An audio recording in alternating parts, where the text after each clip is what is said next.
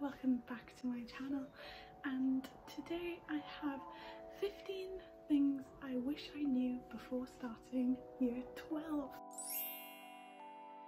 I wish I was more prepared for how hard year 12 would be. Year 12 is so difficult. You jump from being able to cruise at GCSE or put in little revision to being given homework every day, having to do 1 to 2 hours of study every evening in the first week alone. See, that ramps up in the year. If you live in Wales, you'll have AS exams at the end of your first year, which those really are a shock, especially since I didn't sit my GCSEs, I only sat one GCSE exam. So there is definitely an increase of workload and you may have lower grades at the start of the year, but that's perfectly okay. I saw this thing that said that a grade D at A level is equivalent to an A star at GCSE. Don't be worried if you don't get the high grades immediately, it will take time. The second thing I wish I knew was that doing the homework is now the bare minimum. You're given homework probably every single week, whether that's finishing off a lesson or a problem sheet, or I don't know what essay subjects do, probably read. But I stick to my physics. Wish I was more prepared through November to February time, that the homework is just the baseline. You need to be making those flashcards, making the notes, making the mind maps, learning topics, doing extra exercises online, doing past papers, learning everything by yourself. The homework is just what you've covered in class to a little extent, but to get those top grades you really need to go out of your own way. It's important to remember consistency is key, so there's no point in the first week revising 5 hours a day after school if you're just going to give up in 2 weeks. It's better to do half an hour to an hour every day consistently for months and then ramp it up when it gets close to mocks or exams, because doing little and often will keep the information in your brain. And by that I mean, if you learn a concept in class, you do the homework for it, and then like a week later you revise for it, then that's spaced repetition which helps the concept stay in your brain longer. And if you do these things little and often, you'll find that you'll learn those concepts and you won't need to revise them as much, and they'll stick in your long-term memory, which is ideal, right? You don't want to have to cram and everything be in here when it can be in here. The third thing I wish I knew is that it's completely okay to change subjects, change courses, change schools, change to, I don't know, an apprenticeship, or change from to A-levels. It's completely okay. I was really scared when I changed one of my subjects and I thought that I wouldn't be allowed or that it was too late. I did leave it quite late. I left it until the first week of October. I caught up on the other subject that I changed to like really fast, and I'm so happy I took that leap. Don't base your A-level options on a teacher you had at GCSE. I made this mistake with physics. I really didn't like GCSE physics, but deep down I loved it. I loved reading about it, and I was just like, wow, I won't like it because I didn't like it at GCSE. Now it's such a big mistake because now I want to do it at university, so be open-minded. The fourth thing I wish I knew is that it's better to experiment early on and choose the revision methods that work best for you. I mean, you have, say, September to October, November time to really figure out what works best for you. Can you take perfectly good notes during the lesson, or do you want to take rough notes, go home and write up better notes? Do you learn best through hundreds and thousands of flashcards, or do you like writing out your notes again and again? Do you like revising through the use of past papers and practice questions and repetition? Basically, figure it out ASAP. I wish I did that. I didn't know that the method of blurting, where you have blank sheet of paper, you write a topic in the middle and no looking at notes or anything, you just write everything you can remember, and you get your notes, different colour pen, fill in all of your knowledge gaps, and then do flashcards on those gaps in your knowledge. I didn't realise until 3 weeks before my exams that that was the best method for me. Bit too late by then, but I know now, and I'm going to utilise it from the start of year 13. But if I'd just taken time at the start of year 12 to figure out what was best for me, I would have done so much better.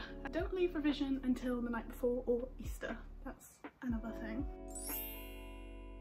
The fifth thing I wish I was better at is managing my time. At sixth form or college, you're going to be given periods of freeze or free time or stuff that isn't scheduled.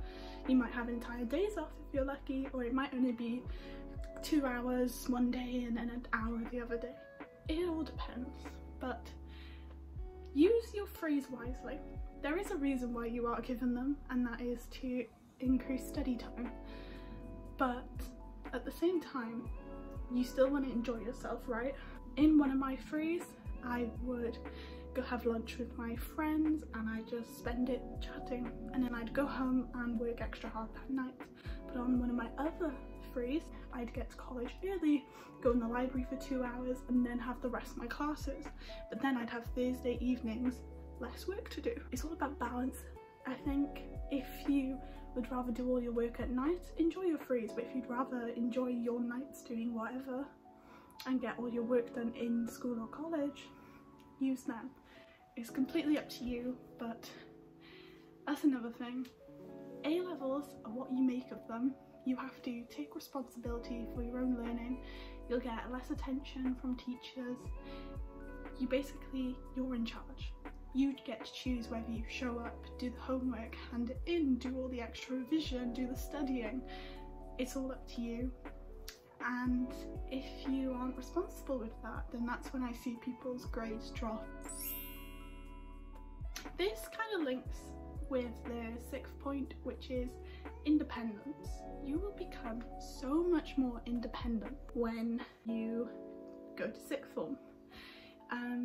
For me, this is the first time I fully get myself to school every day. I get the train, which is very new for me, and from the train I walk about 10-15 minutes to get to college, and that's every single day.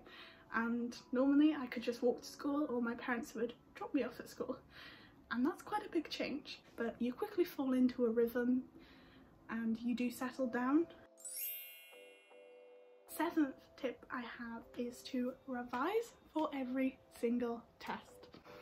Not just your mocks, not just your real AS exams, not for your A-level exams. Revise for those chapter tests, for those topic tests that appear on a random Friday.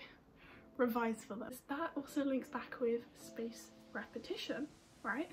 If you revise, I had a test in October. I went out my way to make all my notes and my flashcards, revise for it fully, and then I did the test. And then when I went back a few months later to reflect on that topic and not learn it again, but revise it for my exams, I found it so much easier because I had all the material made and I'd already revised for it once, and it was just like adding some extra wires in my head, joining the memories together, and it made it so much easier. That's something I wish I did more, was revise for those little tests, especially the maths ones. Do it, okay? My next tip is to ask questions. This doesn't have to be in front of the whole class if you don't like that, okay? I used to make a note of questions, and at the end of the class, if I could stay behind and quickly talk, I'd ask them. If I couldn't, I'd message my teachers on Teams or through email. And asking questions makes life so much easier, because imagine stressing about a topic for a whole week thinking, I'm gonna have to teach this to myself, I have no clue what's going on. But if you ask that one question, it will enable you to understand it. And I know it is nerve-wracking asking questions, and even I still get anxious about it, but it's necessary. You want to grow as an academic, right? And saving yourself a lot of stress by putting your hand up or sending a message on Teams is so worth it, promise me. Ninth tip is to apply for everything. And by that I mean all those extra things like summer schools, programs such as Bacc Pathways, the Seren Award if you're in Wales. I'm not sure what there is in England, but like one of my friends goes on law weeks, extra lectures, all of them. You will have to do a lot of research for this and look at all the things available to your school, your area, and anything online. And that's hard work. I'm so happy that I've applied for everything I'm on now. I mean, I've just finished Bacc Pathways and I got an A star in it, which is amazing. I'm so happy. I had a residential and I produced a physics paper.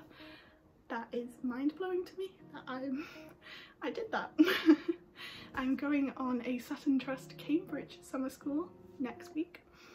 I'll be there in a week today. I'll be halfway through it. I've joined the Apply to Cambridge programme, the HE Plus programme, all these random little Seren events, which if you live in Wales, I would ask about Seren. Please do, it's awesome. I did the UKMT challenge, the British Physics Olympiad challenge, like, it's amazing. Just applying for all these things, and it's so worthwhile. I've got 2 mentors to help me write my personal statement, which is amazing for me because I'm struggling so much. Apply for it. If you don't get it, you don't get it, but if you do, it will be amazing. I promise. I promise. And my 10th thing I wish I knew is friendships will change a lot. Out of my group from year 11, I'm still good friends with one of them and I talk to another, and there was about 10 to 15 of us, I think. It's quite a big change. You'll go to different colleges and schools. Don't follow your friends. If you like a school, go to it. You can make new friends. You'll stay in touch with the ones that you want to, and you've got a chance to not talk to the ones you don't want to anymore. Which sounds bad, but year 12 is your chance for freedom if you want to take it. I mean, I didn't even ask when my friends were going. I applied to my college because I wanted to do courses here, and other sixth forms in my area didn't offer them, so I decided to go to college. And pretty much all my friends went to sixth form, but I'm glad I went to college, like really glad. It's gonna suck, okay, I'm not gonna lie, it's gonna suck because you're gonna drift away and you had all these big plans to be friends forever, right? But you can make new friends that have really similar interests to you if they're in your course. It's likely that you will realise that you were only friends with people in year 11 because you saw them 5 times a week. Not kidding. To my 11th thing, which is make friends in your classes, because you're likely to be very similar in terms of if you both pick physics, bond over physics. If you both pick maths, you can bond over how much you hate maths. Stuff like that, right? You can make friends in your classes quite easily. Everyone is so talkative and you'll make a lot of friends with that. I got so lucky. I talked to one person in my class who introduced me to a bunch of other people who introduced me to a bunch of other people who introduced me to a bunch of other people. Basically what I'm saying is that one person can lead to a massive group of people that you can talk to and always feel like there's someone there for you, and it's amazing. So the 12th thing I wish I knew is no one cares what you wear. You can put all this effort into an amazing outfit and no one will bat an eye. Same way you can go in t-shirt and trackies. No one will care. Be comfy and be you. That's the best advice I have. I went in dressed up and I was never comfy and it hurt because I was sitting down for 5 hours a day writing. And then I started dressing comfy. No one looked at me any different. And it's the perfect time to express who you are as well. I found that I didn't have to pretend to do certain things or to like certain clothes or outfits or people and stuff. I could just be me, and it's been amazing. So my 13th tip is you will grow as a person massively. I've grown through confidence. I mean, I started a YouTube channel, which I would have never have done in secondary school. You couldn't really be yourself in college. I've seen people wearing all sorts of crazy stuff, but they're just being them, and that's super cool, right? You get to express yourself. Yeah, you don't need to think that you need to fit in by doing certain things or dressing a certain way. Do what you love and you'll have the best time. My 14th tip is quite different. It's be informed about your choices. A-levels aren't the only path in life, okay? You can do a level 3 BTEC, or you can do an apprenticeship, you can go to work. Opportunities are limitless, right? Make sure you're making what the right choice for you and not what you think other people want you to do. If that makes sense. I hope it makes sense. But don't just do A-level history because your history teacher thinks you're good at it. Do what you want to do, and if that doesn't work out, you've always got that option to change courses. You can take a year out and come back when you're more ready. Just A-levels aren't the only thing. My last tip is that you will never, ever have enough paper.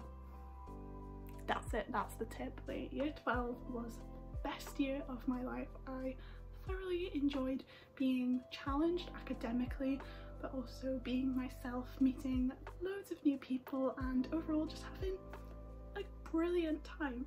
That's it, that's today's video. Those are all of the 15 things I wish I knew before year 12. Please feel free to like and subscribe and comment if anything doesn't make sense, and I will happily clarify anything for you guys. Thank you for watching, and I'll see you guys next time.